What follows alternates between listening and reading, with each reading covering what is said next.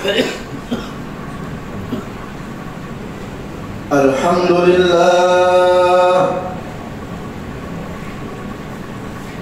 لله الذي جعل التقوى لباس الصالحين فتزودوا بالطاعة وباموا على أقدامهم منتظرين الساعة خصهم من عباده وأسمعهم لذيذ الخطاب ووفقهم للمحافظة على الجمعة والجماعة اشترى من المؤمنين أنفسهم وأموالهم بأن لهم الجنة على أحسن بضاعة أحمده سبحانه وتعالى حمد أهل الزهد والقناعة وأشهد أن لا إله إلا الله وحده لا شريك له شهادة تنجي قائلها من أهول الساعة وأشهد أن سيدنا ونبينا محمدا عبده ورسوله الذي ظهرت معجزته بالحمد والرضاعة اللهم صل وسلم على سيدنا محمد وعلى آله وأصحابه صلاة وسلاما دائمين متلازمين إلى يوم قيام الساعة وسلم تسليما كثيرا أيها الناس اتقوا الله حق تقاته ولا تموتن إلا وأنتم مسلمون معاشر المسلمين رحمكم الله. Marilah kita bertakwa kepada Allah Subhanahu wa taala. Takwa dalam arti memelihara diri dari segala bentuk kemusyrikan dan kemunafikan, yakni dengan mentaati dan mengerjakan semua perintah Allah serta meninggalkan larangan-larangannya. Juga takwa yang dapat menumbuhkan amal-amal saleh yang nyata sebagai pembuktian kebenaran iman. Sebab segala perbuatan dan amal manusia, baik atau jahatnya, adalah merupakan pencerminan imannya terhadap Allah Subhanahu wa taala. Rasulullah SAW bersabda, "Badiru bil a'mali shalihah, fasatakunu fitanun kaqita'il lailil muzlim. Yusbihu ar-rajulu mu'minan yumsi kafira, yumsi mu'minan yusbihu kafira, yabi'u dinahu bi'aradin minad dunya." Artinya, bergegaslah menjalankan amal saleh, sebab akan terjadi berbagai fitnah bagaikan potongan-potongan malam yang gelap gulita. Di saat itu, orang yang pada pagi harinya beriman kemudian sore harinya menjadi kafir, dan pada sore hari ia masih beriman kemudian pada pagi harinya menjadi kafir. Dia jual agamanya dengan harta benda kemewahan dunia. Ma'asyiral muslimin rahimakumullah. Fitnah adalah perkataan atau ucapan-ucapan yang bermaksud dan menjelek-jelekan orang lain sehingga bisa menodai nama baik atau merugikan kehormatannya. Biasanya fitnah ini digunakan orang-orang yang tidak bertanggung jawab karena maksud-maksud tertentu. Kebanyakan maksud itu timbul dari dorongan ambisi yang ditiupkan oleh syaitan melalui hawa nafsunya. Orang-orang seperti ini disebut sebagai orang-orang ambisius.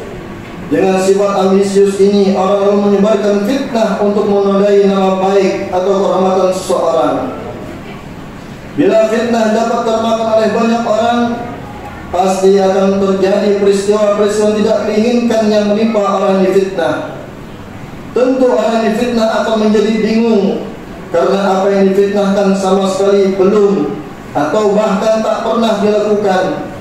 Tetapi karena begitu lihainya orang memfitnah, akhirnya fitnah itu seakan-akan benar-benar terjadi. Maka suramlah nama baik orang yang difitnah. Jatuhlah harga diri dan kehormatannya di hadapan masyarakat umum. Kalau kebutuhan orang yang difitnah itu sebagai seorang pemimpin, maka jatuhlah kepemimpinannya. Kalau difitnah sebagai guru, maka hilanglah kewibawaannya sebagai guru. Kalau itu menimpa pada suami istri, maka akan goyahlah kehidupan rumah tangganya. Begitulah seterusnya, sehingga benar-benar fitnah sangat kejam, lebih kejam daripada pembunuhan. Allah Subhanahu wa taala berfirman, "Wal fitnatu asyaddu minal qatl." Dan fitnah itu lebih besar bahayanya daripada pembunuhan. Karena begitu kejamnya fitnah, maka umat Islam diperingatkan oleh Allah agar tidak melakukan fitnah.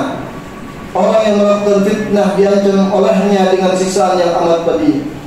Allah Subhanahu wa taala berfirman, "Wattaqu fitnatan la tusibanna alladziina zalamu minkum khassah, wa'lamu annallaha syadidul 'iqab." Dan peliharalah dirimu daripada fitnah yang tidak khusus menimpa orang yang zalim saja di antara kamu, dan ketahuilah bahwa Allah sangat keras siksaannya. Ma'asyiral muslimin rahimakumullah. Fitnah sebagaimana yang tersebut dalam hadis oleh Rasulullah SAW diibaratkan sebagai malam yang gelap gulita, malam yang tidak diterangi oleh cahaya apapun. Itu berarti fitnah yang bakal menimpa umat manusia kelak bukan sekedar fitnah, melainkan merupakan bencana yang menyesatkan. Sebab malam lazimnya adalah waktu yang diliputi kegelapan sehingga bisa menyesatkan siapa saja yang tidak membawa alat penerangan. Jadi hadis yang disebutkan di atas merupakan suatu peringatan bagi kita semua bahwa zaman akhir akan terjadi fitnah besar yang mengharuskan kita untuk berwaspada agar jangan sampai menjadi korban fitnah itu. Adapun ciri-ciri fitnah yang bakal terjadi itu adalah adanya pengaruh harta benda dan kemewahan duniawi yang dapat menyeret seseorang menuju kesesatan. Dikatakan sesat karena pada waktu itu orang sudah tidak memperdulikan agamanya demi mengejar kemewahan dunia. Mereka sudah rela menukar agamanya dengan kemewahan, kemegahan, kekuasaan dan lain-lain sebagainya, sehingga dibayangkan orang itu mudah sekali menjadi kafir. Pagi harinya mukmin, tetapi sore harinya menjadi kafir. Fitnah yang bakal terjadi bukan tidak ada sebab dan sumbernya. Sebab utama tentu saja karena kerapuhan iman yang dimiliki orang-orang di zaman akhir. Sedangkan di lain pihak, usaha untuk menggelincirkan iman seorang datang begitu gencarnya. Mereka menggunakan berbagai cara, terutama memamerkan kemewahan-kemewahan duniawi sebagai umpan. Dan cara seperti ini sudah terbukti dan pernah dipraktekkan orang-orang kafir pada zaman Rasulullah SAW. Ma'asyiral muslimin rahimakumullah. Orang yang sudah terfitnah kemilaunya dunia akan lebih mudah meninggalkan agamanya. Apalagi kalau dasar agama dan imannya sejak mula memang tak kuat, maka dia akan mudah terperdaya, tergiur dan terpana. Keterpanannya itu membuat silau mata hatinya. Dia silau bahwa hidup di dunia ini hanyalah sementara, sedang hidup di akhirat abadi adanya. Bahkan dia lupa bahwa kehidupan dunia ini jadi lain hanyalah permainan penghibur yang tidak akan bisa dibawa dan dinikmati sampai mati. Sedang hidup di akhirat itulah kehidupan yang sebenarnya.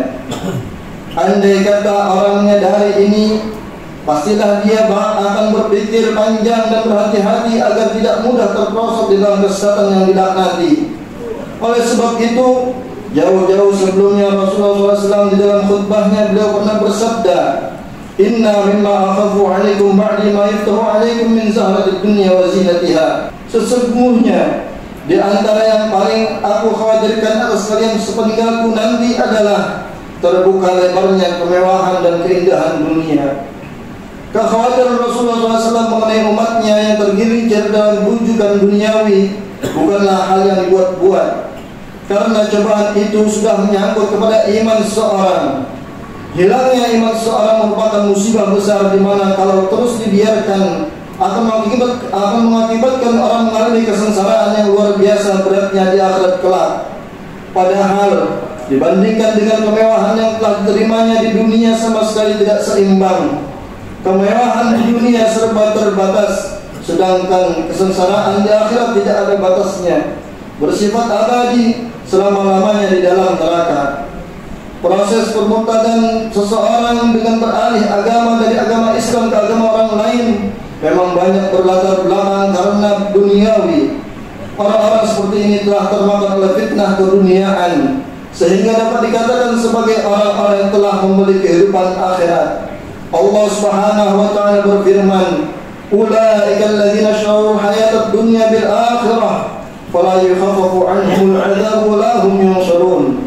Itulah orang-orang yang memiliki kehidupan dunia dengan akhirat, maka tidak diringankan siksa mereka dan mereka tidak akan ditolong.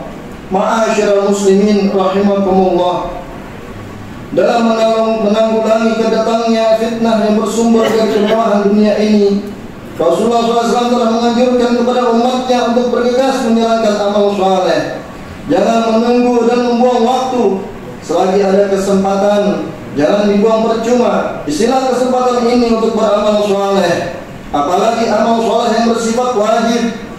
Sedang yang bersifat sunnah pun jangan sampai dilalaikan. Semua itu sebagai bekal bila mana datang masa yang penuh dengan fitnah dunia. Amal soleh itulah sebagai benteng imannya. Semakin banyak amal solehnya, semakin kuat pula imannya. Tidak ada batas umur bagi orang yang ingin menjalankan amal soleh. Semenjak kecil harus sudah berlatih menjalankan amal soleh, menjalankan sholat, puasa, membantu orang tua, belajar, dan lain sebagainya adalah amal soleh yang bagus sekali untuk diajarkan dan dibiasakan kepada anak kita. Setelah mereka balik, harus mulai diaktifkan. Jangan sampai lalai tanpa ada teguran. Kerap kali kita menjumpai orang-orang mengaku beragama Islam, namun tidak aktif menjalankan kewajiban-kewajibannya, apalagi mengerjakan ibadah-ibadah sunnah. Bila mereka ditanya, selalu menjawab santai, nanti saja, kalau sudah tua. Bahkan kami pernah bertemu dengan seorang teman yang dulunya aktif menjalankan sholat, tetapi setelah kami lama berpisah, rupa-rupanya kepribadiannya berubah. Dia sudah tidak aktif lagi menjalankan sholat, bahkan sholat Jumat pun sudah jarang dijalankan kecuali pada waktu-waktu tertentu, tidak ada waktu luang. Ternyata setelah kami menyelidikinya, sebab utama dia meninggalkan kewajiban agamanya karena terlalu sibuk bergerak dalam usaha bisnis. Kasihan dia, sebab kemajuan yang telah dicapai dalam usaha bisnisnya, dia lupa karena terbuai oleh gemulaunya dunia. Semoga orang-orang seperti itu insaf kembali sebelum ajal tiba. Akhirnya, marilah kita bersama-sama memohon kepada Allah Subhanahu wa taala agar kita dijadikan olehnya menjadi golongan orang-orang yang terpelihara imannya, senantiasa takwa, termasuk orang yang suka memohon ampunannya, juga menjadi golongan orang-orang yang gemar berbuat kebajikan, berguna bagi keluarga dan masyarakat, serta memperoleh janji-janji Allah SWT. Amin, amin ya rabbal alamin. A'udzu billahi minasyaitonir rajim. Bismillahirrahmanirrahim. Sabiqu ila maghfiratin min rabbikum wa jannatin 'arduha ka'ardis samai wal ard, u'iddat lil ladzina amanu billahi wa rusulihi. ذلك فضل الله يؤتيه من يشاء والله ذو الفضل العظيم. بارك الله لي ولكم في القرآن العظيم ونفعني وإياكم بما فيه من الآيات والذكر الحكيم وتقبل مني ومنكم تلاوته إنه هو السميع العليم. أقول قولي هذا وأستغفر الله العظيم لي ولكم ولسائر المسلمين والمسلمات والمؤمنين والمؤمنات فاستغفروه إنه هو الغفور الرحيم.